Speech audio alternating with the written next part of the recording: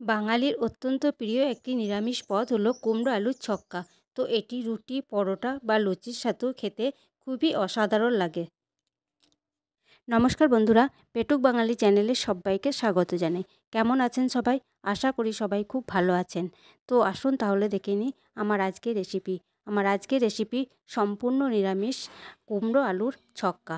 তাহলে দেরি না করে রেসিপিটা বানানো শুরু করে দিই। রেসিপিটা বানানোর জন্য আমি একটা গোটা কাঁচা কুমড়ো নিয়ে নিয়েছি। এবার ওই কুমড়ো থেকে কিছুটা অংশ খোসা শুদ্ধ কেটে একটু বড় বড় করে ধুয়ে নিয়েছি। আর নিয়েছি দুটো মিডিয়াম সাইজের আলু। এবার রান্নাটা করে নেবার পালা। তো রান্না করবার জন্য আমি এখানে ওভেনে একটা কড়াই বসিয়ে দিয়েছি, আর কড়াইয়ে দিয়ে দিয়েছি কিছুটা পরিমাণ সর্ষের তেল। তো তেল গরম হয়ে গেছে, এবার আলুগুলিকে ওই তেলের মধ্যে দিয়ে ভেজে নেব। আলু ভাজা হয়ে গেছে, এবার ওই তেলের মধ্যে কুমড়োগুলিকেও ভেজে নেব। তো কুমড়োও দিয়ে দিলাম।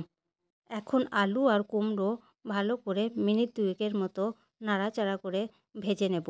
তো কুমড়োগুলো আমি একটু বড় বড় করেই কেটেছি, কারণ কুমড়ো তাড়াতাড়ি নরম হয়ে গলে যায়। ফিরে এলাম 2 থেকে 3 মিনিট পরে। তো আলু আর কুমড়ো ভাজা হয়ে গেছে। তো দেখুন কালারটাও অনেকটাই চেঞ্জ হয়ে গেছে। এইগুলি এবার কড়াই থেকে তুলে নেব। আলু কুমড়ো কড়াই থেকে তুলে নিয়েছি। এবার কড়াইটা পরিষ্কার করে নিয়ে ওই কড়াইয়ের মধ্যেই কিছুটা পরিমাণ সর্ষের তেল দিয়ে দিয়েছি। তেলের পরিমাণটা আপনারা বাড়িয়েও কমিয়ে নিতে পারেন। তো তারপর ফোড়নের জন্য দিয়ে দিলাম 5 ফোড়ন, 2টো শুকনো লঙ্কা আর একটা তেজপাতা। ফোড়নগুলি 30 থেকে 40 সেকেন্ডের মতো ভেজে নিয়েছি। তো ভাজা হয়ে গেছে। এবার দিয়ে দিলাম গ্রেট করে রাখা আদা। তো আদাও ফোড়নগুলির সাথে একটু ভালো করে ভেজে নেব। আদাও 30 থেকে 40 সেকেন্ডের মতো ভেজে নিয়েছি। তো আদার কাঁচা গন্ধ চলে গেছে। এবার দিয়ে দিলাম ভিজিয়ে রাখা ছোলা। তো ছোলাও ভালো করে আদা আর ফোড়নের সাথে 1 মিনিটের মতো ভেজে নেব। ছোলা, আদা আর ফোড়নের সাথে 1 মিনিটের মতো ভেজে নেওয়া হয়ে গেছে। এবার দিয়ে দেব নারকেল কোড়া। তো নারকেল কোড়াটাও আমি সব উপকরণের সাথে 30 থেকে 40 সেকেন্ডের মতো ভেজে নেব। নারকেল ভাজা হয়ে গেছে। এবার দিয়ে দেব ভেজে রাখা আলু আর কুমড়ো। আলু আর কুমড়ো সব উপকরণগুলির সাথে মিশিয়ে নেব। কুমড়ো আলু সব কিছুর সাথে মিশিয়ে নিয়েছি। এবার দিয়ে দেবো রেগুলার রান্নার ব্যবহৃত মশলাগুলো। তো প্রথমে আমি জিরে গুঁড়ো দিয়ে দিলাম, ধনে গুঁড়ো, হলুদ গুঁড়ো, লঙ্কা গুঁড়ো, সব শেষে দিয়ে দিলাম কাশ্মীরি লঙ্কার গুঁড়ো, আর দিলাম পরিমাণ মতো লবণ। আলু কুমড়ো সব কিছু উপকরণের সাথে এবার ভালো করে কষিয়ে নেব।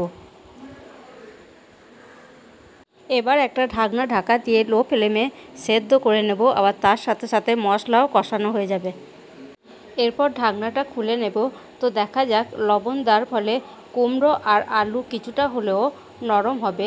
তো এরপর আরেকবার উল্টে পাল্টে দিয়ে আমি ফের লো ফ্লেমে ঢাকা দিয়ে দেব। তো এভাবে ঢাকা দিয়ে কুমড়ো আর আলু কিছুটা হলেও নরম করে নেব। তারপর কিছু পরিমাণ জল দিয়ে তো আলু আর কুমড়ো ফের সেদ্ধ করে নেব। ফিরে এলাম কিছুক্ষণ পর। তো দ্বিতীয়বারও আমি ঢাকনাটা খুলে নেব। তো দেখা যাক কিছুটা পরিমাণ হলেও সেদ্ধ হয়েছে, আর মশলাও খুব সুন্দর কষানো হয়েছে। তো সাথে সাথে একটা সুন্দর গন্ধও বেরিয়েছে। তো এবার আমি পরিমাণ মতো জল দিয়ে দেব। যাই হোক 2 থেকে 3 বার আমি এইভাবে ঢাকনা দিয়ে ঢেকে ঢেকে কিছুটা হলেও সেদ্ধ করে নিয়েছি। তো তারপর দিয়ে দিলাম পরিমাণ মতো জল। তো জল দিয়ে একটু উল্টে পাল্টে নাড়াচাড়া করে দিয়ে আবারও একটা ঢাকনা দিয়ে ঢেকে দেব। এবার পুরোপুরি সেদ্ধ করে নেব।